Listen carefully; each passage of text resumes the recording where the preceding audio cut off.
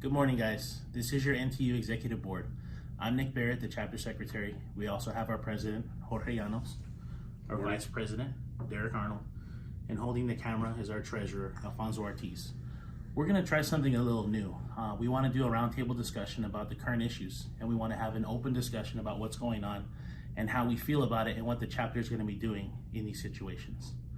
So first off, we want to talk with our president, Jorge.llanos, about the current issues and what's going on right now and how he feels about the current situation. Good morning.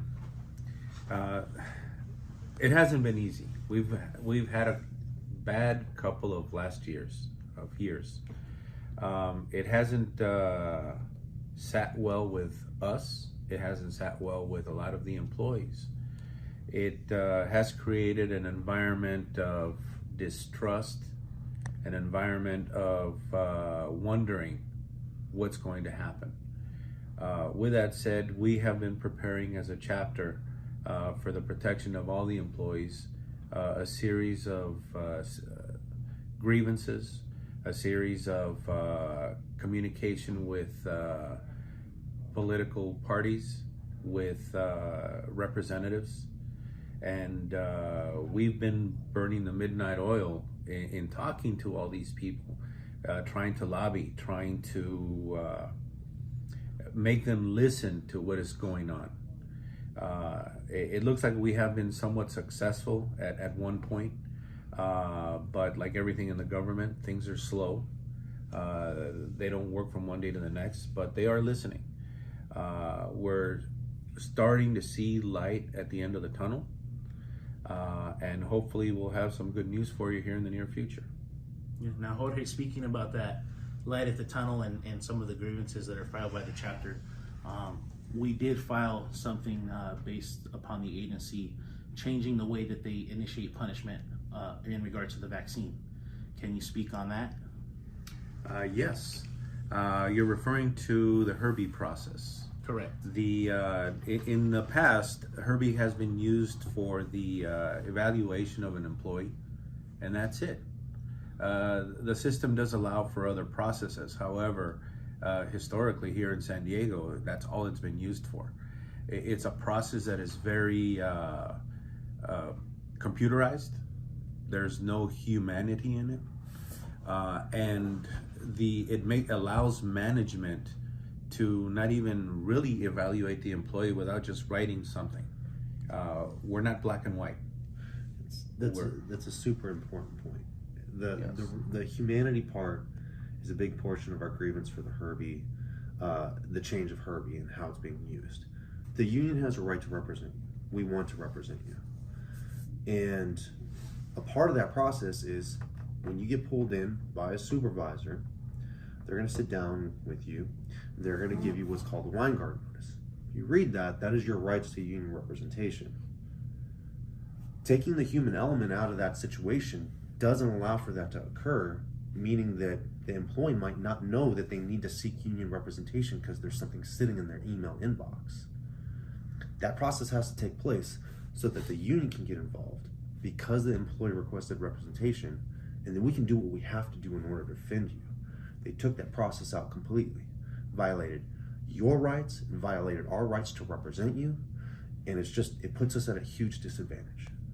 Now, Fonzie, how did you feel when the agency started proposing discipline on the employees who did not get vaccinated, and why was it so important for the chapter to act on that? Well, personally, I think it's unfair. I think getting the vaccine should be an individual choice. I believe we've said it since day one when the mandates came out that every employee should have that decision. It shouldn't be our employer deciding who gets the vaccine or not, or decide that we should all get the vaccine. It's important for us to step in because we need to find protections for the employees. Our job is to protect the employees, their work environment, and that's what we're trying to do. Reaching out, to our leadership in the community, to our leadership in Capitol Hill, pretty much what Jorge said earlier, and on top of that, filing grievances and reaching out to the media. Anybody that will listen to our concerns, we're reaching out to in order to fight for you. Speaking upon those protections and the processes in place, Derrick, would you like to touch on where we're at in the grievance process and what's going on currently? So it's been an extremely long process. We've had to find loopholes because we can't fight 5 CFR. The president does have the right to mandate the executive branch. So we've had to find ways around that. And essentially we were trying to put as much of a stall or a pause on any type of punishment for the employees because we were hoping that there was going to be a potential lawsuit in the future. So what we've done is we filed the grievance for the exemptions. We got the exemptions granted to the employees. There's finally a system in which they could express their personal concerns, their religious concerns, their medical concerns.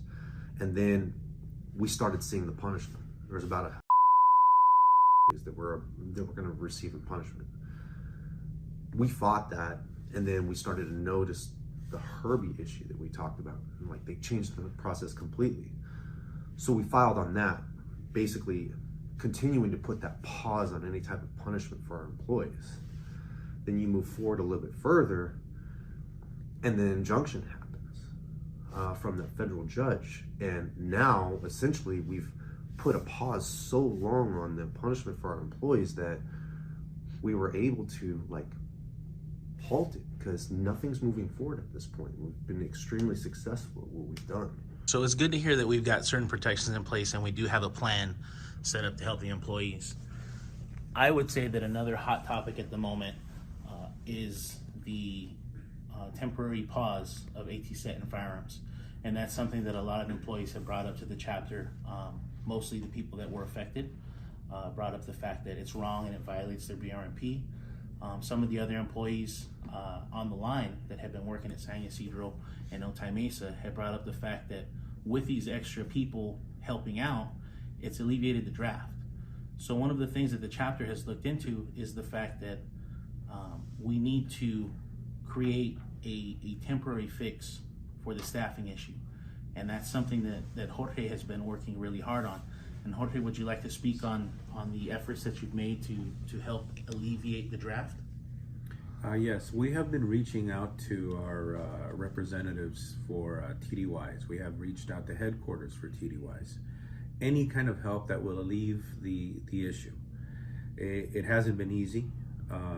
We keep running into closed doors, but keep opening them constantly.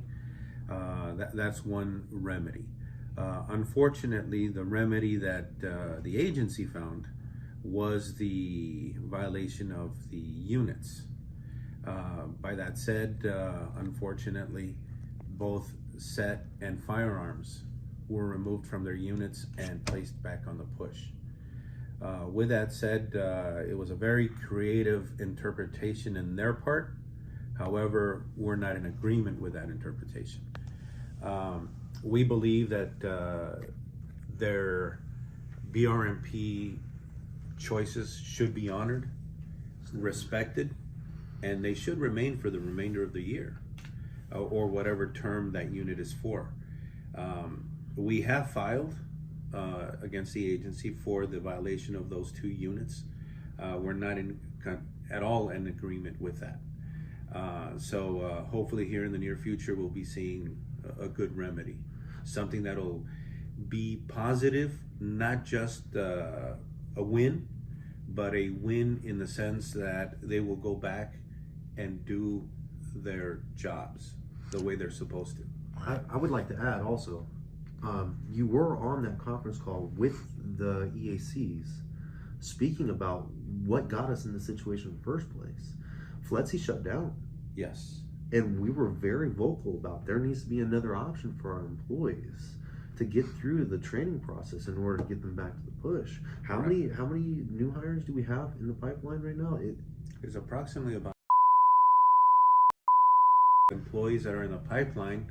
Unfortunately, they're on paper at the moment, but they should be trickling in within the year. As to how many, those numbers I'm not aware of at the moment, but I would say anywhere from employees every other week, approximately. That should remedy a lot of the drafting, a lot of the issues that are caused by drafting. Once those employees start hitting the floor, It's a trickle down effect because there are parts in the one part where we do agree with the agency, they've actually shut down certain parts of the ports, and that helps, but it's only a band-aid because once they receive pressure from headquarters, what's going to happen next? Right. They will open those areas, meaning we're going to be stretched thin again, and we're back to square one. Right, and hopefully that will start going to affect the employees, the new employees hitting the floor at the end of February. So hopefully that Band-Aid does help alleviate some of the pressure. It should. Unfortunately, we have to go through that bump where we have to wait until they show up. But I hate to say this, but the remedy that the agency used to put the employees back is a Band-Aid. But it did help out a little bit in the drafting process. That should be done in a good administration or a good management without having to violate the contract. Right. And now let's go back to what you said earlier about the chapter not being in agreement with the agency pulling firearms and AT set. Fonzie, how did you feel when you found out that this was the action that the agency was going to take? Well, it really bugs all of us. Not only is it a violation of the contract, it's not fair for the employees. I think we do a lot.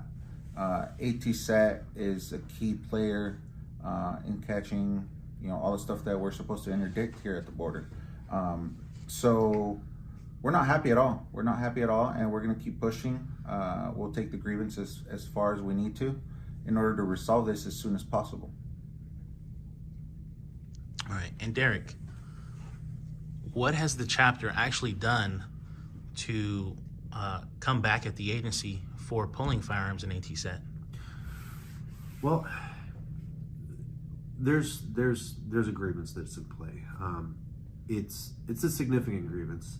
We've cited a lot of articles in our contract, more serious articles than are normally used. One of them being Article 7, prohibited practices. The thing is with firearms and AT-SET is they're essential. They're essential to certain functions of our port, just like Alfonso said, interdicting. But then you also have the training aspect. Our officers have to be trained. They have to be familiar with the use of force policy, continue to be put in those situations so that they're comfortable when they meet that real life situation. It's very important. So we filed a grievance. We're going to continue to fight. What I will say is it's about convincing. We don't want to put the agency in a situation where they're just going to say no the entire way to every single step of the grievance. We need to convince them that, look, this is the way that we need to do things. You've violated the contract, and put pressure on them from multiple angles. What we're hoping is we can get a true win.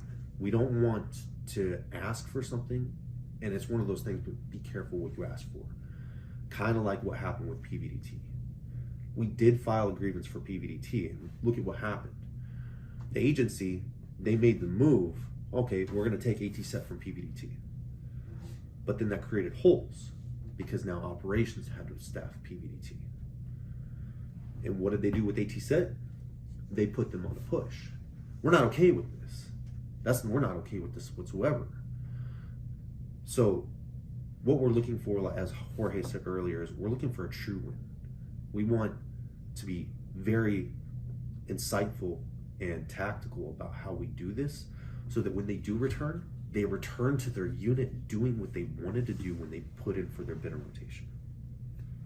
And speaking about PVDT, Jorge, what is the chapter's ultimate goal regarding PVDT? What do we want to have happen? In reality, to get rid of it. We understand the agency's need for security, for safety, but at the same time, the way they're going about it is we're not in agreement. The perfect scenario would be that it's completely done with, gone. In the near future, that's probably not going to happen, but there has to be another method or another way for that solution.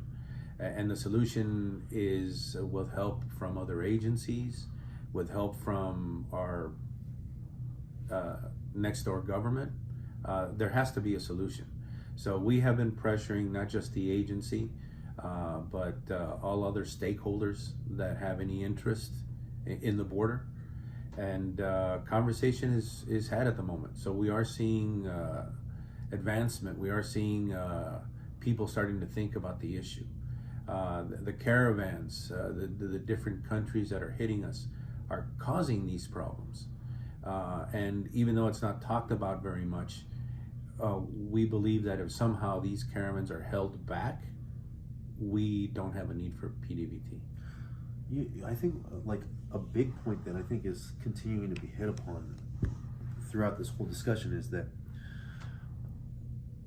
back when our contract was put into place, we didn't have a pandemic. No. We didn't have caravans. We didn't have all these situations going on. And something that's a continuing theme in this is like, look at what we've done.